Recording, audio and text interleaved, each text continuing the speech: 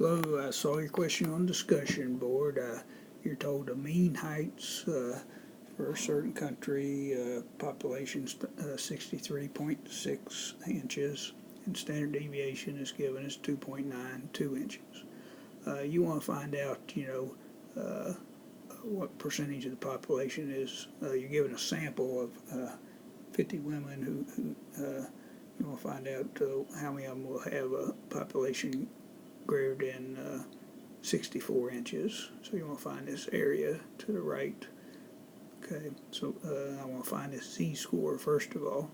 So you take your score minus the mean over standard deviation, and I get z-score 0.14. Then you either got to go table, stack, crunch, or the calculator. I just used table 4, and looked up 0.14 in the table and gave me this decimal. If you look at the assignment, I provide videos for using StatCrunch and the calculator to also come up with this number. And so this number here is the area to the left. So this point 0.57, it would be the area to the left of 64 inches.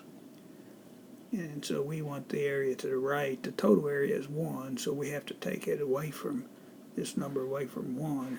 And so the area to the right will be 0.4443, or about 44% of the population will be greater than 64 inches. Let's see. Hope that helps.